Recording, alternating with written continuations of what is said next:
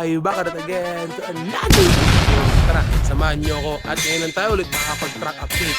Check natin yung mga unit na mga ginagawa dito. Tara, samahan niyo ako.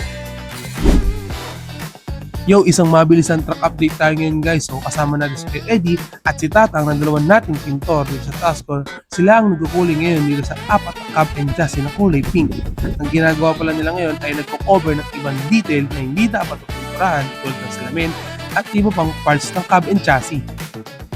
So guys, meron tayong tatlong unit na palabas in this August. Ito yung isa sa mga marami, ang cab and chassis na 4 units at meron tayong Hyundai Universe at may ambulance tayong ginagawa. At meron pa palang isa, sorry nakalimutan ko yung Aerotown. So guys, papayto ko sa inyo isa-isa yung mga yan. Tara! Next na ang ating Hyundai Universe ay inumpisa ng ilihain at para mapinturahan ng ganitong design. Ang Hyundai Universe, nilinis nila bawat unit bago pinturahan para mas pulido at mas maganda. At dito naman tayo sa Hyundai Aerotown na tapos ng pinturahan at ayusin ang electrical ni Super Billy. At yan naman ang ginagawa niya ay nag-repair siya ng battery para ma-road test at ma-testing ng ibang electrical.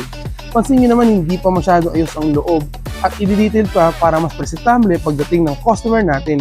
Maraming salamat po pala sa nag-avail ng aming unit mula sa mga malalayong lugar. Next naman natin ang ating Hyundai Starex Ambulance. Dito tapos na siyang pinturahan. Next na gagawin dito ay i-check ng mga electrical wirings para siguradong gumagana lahat at walang problema. Nakapagpalit na din tayo ng gulong at nakapagpalagay na din tayo ng reserva para sa in case of emergency na baka masira or maflatan ay meron na agad na itong pamalit.